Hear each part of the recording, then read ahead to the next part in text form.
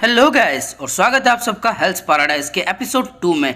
दोस्तों आपको एक छोटी सी वार्निंग देना चाहता हूं। इस एपिसोड के अंदर बहुत सारा खून खराबा है और अगर आपकी उम्र 17 साल से कम है तो मैं आपको रिकमेंड करूंगा कि आप इस वीडियो को यहीं पे छोड़ दें। एपिसोड की शुरुआत में हमें सागरी की बैक स्टोरी के बारे में थोड़ा बहुत पता लगता है, जहाँ पे हमें पता लगता है कि एक स्टोरी टेलर होता है जो अपराधी होता है और वो चाहता है कि जब वो मरे तब वो स्टोरी टेलिंग कर रहा हो। और इस चैलेंज को एक्सेप्ट किया होता है सागरी के पिता ने। सागरी के पिता ने इसका सर इस तरह से काटा होता है कि उसे पता ही नहीं चलता है कि उसका सर कट चुका है। वो स्टोरी टेलिंग आगे करते जाता है। सागरी के पिता का नाम होता है यामाडा असायमन किचिजी और जब वो किसी को मारते हैं अपनी तलवार से तब वो इस तरह से उसके गले को काटते हैं कि उसे बिल्कुल भी दर्द महसूस नहीं होता। और इसीलिए सागरी भी बिल्कुल अपने पापा की तरफ बनना चाहती है और वो भी इसी टेक्निक को सीखना चाहती है। इसके बाद हम देखते हैं सागरी भी एक इंसान का सर काट देती है और इसने बिल्कुल परफेक्टली उस इंसान का सर काटा होता है। सब लोग इसकी तारीफ करने लगते हैं और सागरी सबका शुक्रिया अदा करती है। इसके बाद हम देखते हैं एक कटा हुआ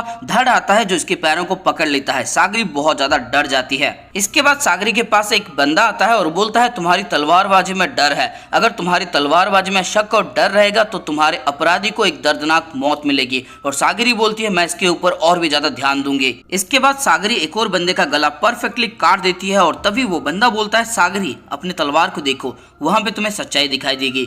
ये अपनी तलवार को देखती है जहां पे एक भयानक सा चेहरा ऐसे दिखाई देता है और बिना सर वाले कुछ लोग आके सागरी को जकड़ने लगते हैं क्योंकि सागरी ने जिनको मारा होता है उन्हें दर्द महसूस हुआ होता है। सागरी को बहुत ज्यादा डर महसूस होता है जिसकी वजह से वो परफेक्टली काट नहीं पाती इन सबको। इसके बाद सागरी सोचने लगती कि अब मैं क्या करूं, मेरे दिल के अंदर के डर और शक को मैं कैसे खत्म करूं, बिल्कुल मेरे पापा की तरह। अगर कोई ऐसा इंसान मुझे मिल जाए जिसको मारने के बाद मुझे कोई पश्चाताप ना हो तो शायद काम बन जाए। इसके बाद हम देखते हैं समंदर के किनारे बहुत सारे अपराधियों को रखा गया होता है, उनके मुंह और हाथों को बांध दिया गया होता है। इसके बाद एक बंदा बोलता है तुम सबका यहाँ पे आने के लिए शुक्रिया। तुम्हारे सामने जो इंसान है वो 11वें सेई टाइशुगुन है। इनका नाम है टोकुगावा नोरियाशी। नॉर्मली तुम इनसे कभी नहीं मिल सकते। इसके बाद कुछ क्रिमिनल बोलते हैं कि ये कोई इतना भी खास नहीं है, ये सब क्या है, क्या तुम हमारी यहाँ पे बेइज्जती कर रहे हो, ये शोगुन क्या होता है, ऐसे ही ये सब चपर चपर करने लगते हैं। इसके बाद एक बंदा बोलता है इतने सारे क्रिमिनल को एक साथ लाना सही है क्या, और दूसरा बंदा बोलता है कि यही शोगुनेट चाहता है। इसके बाद सागरी कुछ क्रिमिनल का बायोडाटा निकालती है जिनमें से हम पहले देखते हैं टानियो साइकिची को जिसने 30 लोगों को मारा होता है और वो एक चोर होता है। आगे वो एक और को देखती है जिसका नाम निकिमारू होता है और वो आग लगा के लोगों को मारता है। एक और मर्डर होता है जिसका नाम होता है किडो शुकान। और ये सब जितने भी क्रिमिनल्स होते हैं ये सब बहुत ही ज्यादा भयंकर क्रिमिनल्स होते हैं। इसके बाद गाबीमारू बोलता है मुझे सांस लेने में दिक्कत हो रही है, मैं टोकुगावा को देखना चाहता हूँ, लेकिन सागरी इसे मना कर देती है। आगे जो बंदा अनाउंस कर रहा होता है वो बोलता है कि ये रहा तुम्हारा सीक्रेट ऑर्डर, तुम सबको शिनचुकिया जाना होगा और वहां से तुम्हें अमर करने वाले अमृत को लाना होगा। जो भी वो कर लेगा उसे हम माफ कर देंगे और उसे माफीनामा का एक सर्टिफिकेट भी दे देंगे। इसके बाद हम एक क्रिमिनल को देखते हैं जिसका नाम होता है इडाची माटागोरो और ये बोलता है कि अगर ऐसा है फिर तो मैं मजे से फिर से लोगों को मार पाऊंगा। ये एक ऐसा क्रिमिनल होता है जो सिर्फ लड़कियों को और छोटे बच्चों को मारता है अपने मजे के लिए। इसके बाद सागरी सोचती है कि ये बहुत बुरा इंसान है, अगर मैं इसको मार दूंगी तो शायद मुझे कोई पश्चाताप नहीं होगा। इसके बाद हम गाबीमारू को देखते हैं जो फूंक मार के अपने पन्नी को ऊपर उठाने की कोशिश करता है। तभी एक लड़की बोलती है तुम तो गाबीमारू हो, तुम्हारे बालों के कलर से और तुम्हारी बनावट से पहचानना मुश्किल है। हमारे वर्क में तुम्हारा बहुत ज्यादा नाम है लेकिन मैं तुमसे निराश हूँ। जैसा तुम्हारे बारे में सुना था तुम बिल्कुल भी वैसे नहीं हो,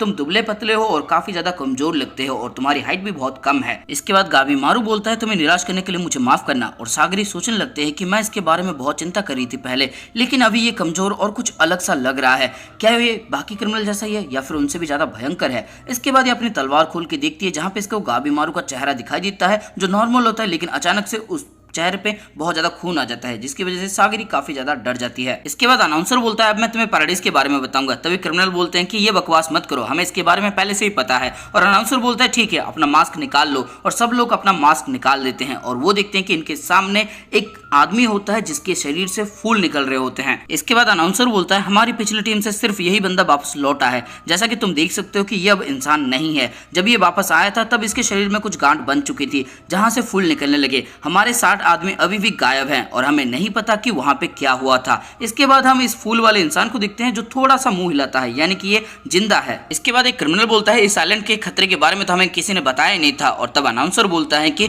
इससे कोई परेशानी है क्या, फूल बन जाना शायद एक वरदान भी हो सकता है। और क्रिमिनल्स बोलते हैं कि ये तुम कैसी बातें कर रहे हो, क्या तुम कोई मजाक कर रहे हो। और इसके बाद ये अनाउंसर चिल्ला के बोलता है कि चुप हो जाओ सब लोग, क्या तुम्हें समझ में नहीं आ रहा कि तुम सब मरने वाले हो। ये तो हमारे लीडर की कृपा है कि वो तुम्हें एक मौका देना चाहते हैं पैराडाइज आइलैंड जाने का। और इसके आंखों में आंसू होते हैं, पता नहीं क्यों। इसके बाद एक लड़की बोलती है तुमने कहा था कि तुम्हें आइलैंड के बारे में कुछ भी नहीं पता, तो ऐसा हो सकता है कि वहां पे अमृत हो ही ना, तो अगर हम खाली हाथ आएंगे तो चलेगा क्या। और इसके बाद ये बंदा बोलता है कि इन लोगों के पास हर चीज के लिए बहाना है, अगर कोई नहीं आना चाहता तो वो ना आए, ये तुम्हारी मर्जी है। इसके बाद एक बंदा खड़ा हो जाता है और बोलता है कि ठीक है फिर तो मैं यहाँ से जा रहा हूँ, और वो आगे बढ़ने लगता है। तभी एक आशाइमोन इसका सर काट देता है। इसके बाद अनाउंसर बोलता है मैं एक चीज बताना तो भूल ही गया था, जब तुम इस आइलैंड में आए थे तब तुम सबको एक एक मॉनिटर दिया गया था। इसके बाद सब लोग हैरान हो जाते हैं और वो आगे बोलता है कि वैसे भी तुम सब मरने वाले थे और उस आइलैंड के अंदर ये सब लागू होता है। दूसरे शब्दों में अगर तुम आइलैंड में कुछ भी गड़बड़ी करोगे तो फिर तुम्हें वहीं पे मार दिया जाएगा। इसके बाद सब लोग तलवार निकाल लेते हैं और हर क्रिमिनल के गले में लगा देते हैं। आगे ये अनाउंसर बोलता है यामाडा आशाइमोन तुम्हारे साथ जाएंगे तुम्हारी मॉनिटर की तरह,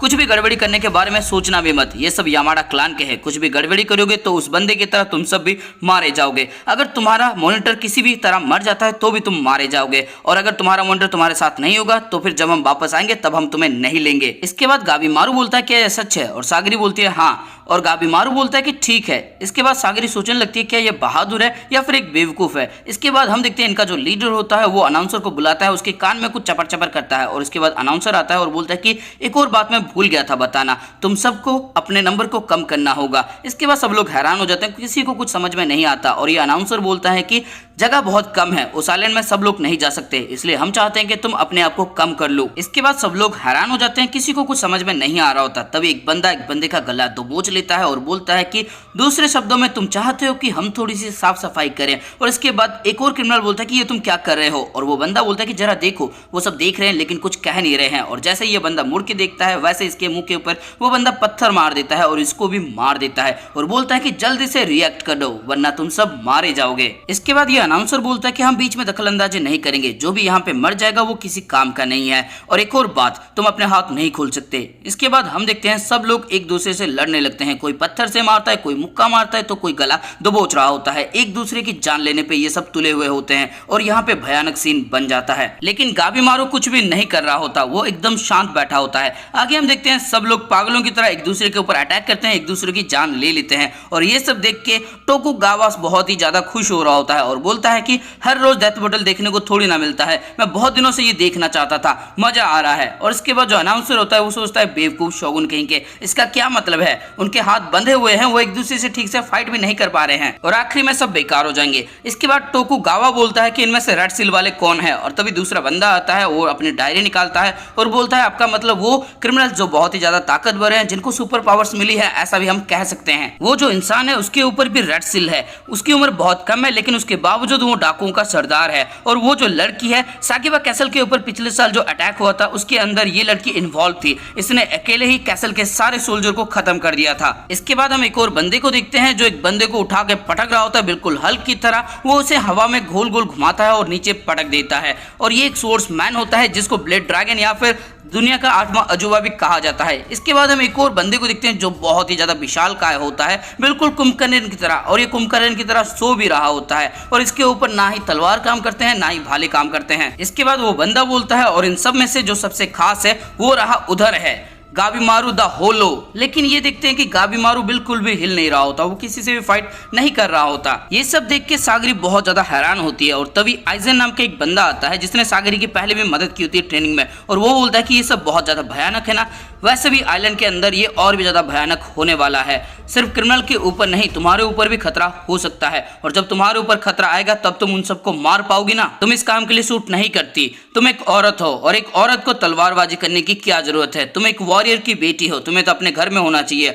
और इन सब झमेले से दूर रहना चाहिए। इसके बाद सागरी बोलती है तुम्हें इज्जत के साथ बता रही हूँ, अगर मैं ये कर सकती हूँ तो ये मैं करके दिखाऊंगी। इसके बाद हम एक फ्लैशबैक में जाते हैं जहाँ पे हम सागरी को देखते हैं जो खाना खाने के लिए बैठी होती है और तभी कुछ लोग एक बंदे को मार के यहाँ से ले जाते हैं। और इसके बाद हमें सागरी की आवाज सुनाई देती है बैकग्राउंड में जो बोलती है कि अगर तुम यामाडा फैमिली में पैदा हुए हो तो फिर तुम तलवार पकड़ो या फिर ना पकड़ो, लेकिन तुम रोजगार किसी मरे हुए की वजह से ही करोगे, चाहे तुम उस मरे हुए से कोई मेडिसिन बनाओ या फिर उसका तुम ठिकाना लगाओ, तुम्हें वैसे ही पैसे कमाने होंगे। आगे हम देखते हैं कुछ बच्चे सागरी को पत्थर मारते हैं और बोलते हैं ये तो वही है, ये तो वही गले काटने वाले की बेटी है, ये एक मर्डर है, और इसके ऊपर पत्थर मारने लगते हैं। इसके बाद सागरी एक जगह पे जाके छुप जाती है जहाँ पे हम देखते हैं इसके हाथों में खून होता है क्योंकि इसका सर फूट चुका होता है। इसके बाद सागरी अपने मम्मी के पास आके रोने लगती है और उसके बाद वो अपने पापा का तलवार खोल के देखती है जहाँ पे पहले इसको अपना ही परछाई दिखाई देता है तलवार के ऊपर, लेकिन तुरंत वो एक मॉन्स्टर में बदल जाता है और इसके बाद सागरी के पीछे बहुत सारे मॉन्स्टर खड़े हुए होते हैं, ऐसा उसको फील होता है। इसके बाद हम रियल टाइम में आते हैं जहाँ पे एक क्रिमिनल बोलता है कि हमारे पास कोई मौका नहीं है, हमें एक समुराई को पीट कर यहाँ से भागना होगा। तभी दूसरा बंदा बोलता है कि बॉस वहां पे देखो, वहां पे एक लड़की समुराई है, और ये बोलता है कि वो एक लड़की है और एक समुराई है, हम उसको पीट के उसकी तलवार छीन लेंगे और यहाँ से भाग पाएंगे। और इसके बाद ये तीनों आगे बढ़ने लगते हैं सागरी के ऊपर अटैक करने के लिए। आइजन आगे बढ़ने लगता है लेकिन सागरी उसे रोक लेती है। आइजन बोलता है क्या तुम उन्हें मार पाओगे, और सागरी आगे बढ़ने लगती है। इसके बाद ये फ्लैशबैक में जाती है जहाँ पे इसने खुद पत्थर उठाया होता है और उन बच्चों के ऊपर ये भी पत्थर मारने लगती है। इसके बाद सागरी सोचती है अगर मैं एग्जीक्यूशनर की किस्मत से बच नहीं सकती तो मैं ये सब चुपचाप सहने नहीं वाली हूँ, मैं खुद देखना चाहती हूँ कि मेरा किस्मत कैसा है। और वो आगे बढ़ने लगती है लेकिन तभी बहुत सारे क्रिएचर इसको रोकने की कोशिश करते हैं जिसकी वजह से सागरी थोड़ा सा रुक भी जाती है, लेकिन उसके बावजूद वो आगे बढ़ती है और इन तीनों के ऊपर 3 बार अटैक करके तीनों का सर धड़ से अलग करके तीनों को खत्म कर देती है। इसके बाद सागरी इन सब का कटा हुआ सर देख के बहुत ज्यादा घबरा जाती है और इसे ऐसा फील होता है कि जैसे बहुत सारे हाथों ने इसे जकड़ लिया हो। और तभी गाबीमारू बोलता है लोगों को मारना कभी भी अच्छा नहीं होता, क्या तुम्हें चूज करने के लिए कोई और रास्ता नहीं मिला। इसके बाद ये अनाउंसर बोलता है कि तुम यहाँ पे कब आए, वापस जाओ। और गाबीमारू बोलता है कि माना कि हम मर्डरर्स हैं लेकिन हम बेकार में किसी को नहीं मारते। और इसके बाद वो अनाउंसर बोलता है कि गार्ड तुम क्या कर रहे हो, और तब गाबीमारू बोलता है कि मैं तुम्हें ऐसा करने नहीं दूंगा। और अनाउंसर बोलता है कि तुम्हारी हिम्मत कैसे हुई हमारे एक्सीलेंसी के सामने ऐसी बातें करने की। इसके बाद गाबीमारू बोलता है अगर हमें लोगों को मारने की जरूरत नहीं है तो फिर हमें नहीं मारना चाहिए। और इसके बाद ये अनाउंसर बोलता है भूतनी के अपनी जबान संभाल के, अगर तुझे नहीं जाना है तो तुझे माफी भी नहीं मिलेगी। और इसके बाद गाबीमारू बोलता है कि मेरी बातें तुम समझ नहीं रहे हो। और ये अनाउंसर बोलता है कि हे तुम सब क्रिमिनल, अगर तुम सब मिलकर इसे मार दोगे तो मैं तुम्हें आइलैंड में भेज दूंगा। इसके बाद गाबीमारू हैरान हो जाता है। तभी एक क्रिमिनल बोलता है सच में, और वो एक पत्थर उठाता है और बोलता है कि वहीं पे रहना। और तब गाबीमारू बोलता है कि ऐसा मत करो, तुम्हें भी बेकार में किसी को मारने की जरूरत नहीं है। लेकिन वो बंदा बोलता है कि इससे मुझे कोई फर्क नहीं पड़ता, अगर इससे मेरी जान बचती है तो फिर मैं करूंगा। और ये पत्थर दे मारता है गाबीमारू के ऊपर। गाबीमारू उसे डॉज कर देता है और ये बंदा बोलता है कि इसे डॉज मत करो। इसके बाद गाबीमारू बोलता है क्या हम बात नहीं कर सकते, और ये बंदा बोलता है अगर तुझे फाइट नहीं करनी तो चुपचाप मर क्यों नहीं जाता। इसके बाद गाबीमारू बोलता है ठीक है, लगता है मेरे पास कोई रास्ता नहीं है, मुझे तुम्हें मारना ही होगा, अगर तुम में से किसी ने भी मुझे मारने की कोशिश की तो मैं उसे मार दूंगा। इसके बाद ये बंदा बोलता है मुझे तो लगा था कि तू किसी को नहीं मारना चाहता। और गाबीमारू बोलता है कि हाँ मैं किसी को नहीं मारना चाहता लेकिन मैं खुद भी नहीं मर सकता, मेरे पास कोई रास्ता नहीं है। इसके बाद ये बंदा बोलता है तू ये कैसी बातें कर रहा है, तू अपने आप को समझता क्या है। और इसके बाद गाबीमारू बोलता है मेरे दिमाग के अंदर जिम्मेदारी का बोझ अब बढ़ने वाला है, ये बहुत बुरा है, सच में ये बहुत बुरा है। और गाबीमारू धीरे धीरे आगे बढ़ने लगता है। तभी अचानक से गाबीमारू अपनी हाथों की मदद से इस बंदे का गला फाड़ देता है जहां से बहुत सारा खून निकलता है और बंदा यहीं पे मर जाता है। इसके बाद गाबीमारू छलांग लगा के दूसरे बंदे के ऊपर इतनी जोरदार लात मारता है कि वो बंदा यहीं पे मर जाता है। इसके बाद गाबीमारू और भी आगे बढ़ता है और तीसरे बंदे का भी गला काट देता है, उसके गले से बहुत खून निकलता है और वो भी मर जाता है। इसके बाद ये चौथे बंदे के ऊपर अटैक करने के लिए अपना जबड़ा बड़े जोरों से खोलता है और उसे काट लेता है और अपनी दांतों की मदद से उसका गला फाड़ के उसको वहीं पे मार देता है। इसके बाद 3 बंदे आगे बढ़ने लगते हैं गाबीमारू को मारने के लिए, लेकिन गाबीमारू तेजी से आगे बढ़ता है और एक ही झटके में 2 बंदों का सर उड़ा देता है। इसके बाद हम देखते हैं खून टेंट से भर जाता है और जितने भी क्रिमिनल बचे होते हैं वो सब इस टेंट से भागने लगते हैं और वो समंदर की तरफ भाग रहे होते हैं। तभी गाबीमारू एक बंदे के पेट के अंदर अपने दोनों हाथ घुसेड़ के उसे मार देता है, दूसरे बंदे को एक जोरदार लात मार के मारता है और तीसरे बंदे के पेट के अंदर अपना हाथ घुसेड़ देता है और उसे भी वहीं पे मार देता है, जिसको देखने के बाद सब लोग हैरान हो जाते हैं। यहाँ तक कि ये जो टकला लीडर है ये भी बहुत ज्यादा हैरान होता है। गाबीमारू के हाथों से सिर्फ खून टपक रहा होता है जिसको देख के सब लोग हैरान होते हैं। ये अनाउंसर बोलता है ये तो एक मॉन्स्टर है, ये तो द हालो है। इसके बाद सागरी को याद आता है कि गाबीमारू ने कहा था कि मेरा बोझ बढ़ने वाला है, और इसके बाद ये अपना तलवार निकालती है और देखने लगती है, जहाँ पे ये पहले गाबीमारू को देखती है, लेकिन गाबीमारू को बहुत सारे मॉन्स्टर ने जकड़ रखा होता है। और तब आइजन बोलता है लोगों को मारने का ये सबसे भयानक तरीका है। इसके बाद हम देखते हैं गाबीमारू को जो धीरे धीरे आगे बढ़ने लगता है और बोलता है अगर मैं इन सबको आसान मौत देता तो क्या तुम मुझे वहां जाने देते। इसके बाद सागरी सोचने लगती है जो मुझे चाहिए वो ताकत और डर नहीं है, लेकिन ये जिम्मेदारी है। जिन लोगों को मैं मारती हूँ उन सब की जिम्मेदारी मुझे लेनी होगी। इसके बाद सागरी के आंखों से आंसू निकलने लगते हैं और एजेन बोलता है क्या बात है सागरी, तुम ठीक तो हो ना, लगता है तुम ये जिम्मेदारी नहीं ले सकती। और सागरी बोलती है नहीं, मैं उसे मार दूंगी। लेकिन तभी अनाउंसर अनाउंस करता है कि रुक जाओ क्रिमिनल्स, तुम सब आइलैंड जाने के लायक हो। इसके बाद ये उन सब का नाम अनाउंस करता है जो जाने के लायक है, जिनमें से पहला होता है Aza Chobei the bandit king, Tamiya the sword dragon, the twisted queen, the hunter of 100, Nurugai of Sanka, the killing prayer, भगोड़ा shinobi Gabimaru the hollow, Akaginu the carnival Kotsan, ninja Yuzuriha of Kaisu, Moro Makiya the apostate, Rokurota the giant of Waizan. तुम 10 लोग उस island में जाओगे। तुम सबके साथ यमाडा clan का एक एक अशाइमोन भी जाएगा। तुम सब बोट से जाओगे और तुम नॉर्थन सी पार करके उस अनजान से आइलैंड पे जाओगे और तुम्हें वहां पे जाके अमृत को ढूंढना है। अगर तुम ये कर लोगे तो तुम्हें तुम्हारी आजादी मिल जाएगी। इसके बाद हम देखते हैं ये सब उस आइलैंड के आसपास पहुंच जाते हैं, जहाँ पे कुछ फूल के टुकड़े यहाँ पे आके गिरने लगते हैं और उस अनाउंसर की आवाज सुनाई देती है जो बोलता है घबराना मत, तुम सब पैराडाइज हेवन शिनजुकु जा रहे हो। और दोस्तों इसी के साथ ये वाला एपिसोड हो जाता है खत्म। तो दोस्तों इस एपिसोड के अंदर आपको कुछ भी अच्छा लगा, फिर मजा आया तो इस वीडियो को लाइक कर दो।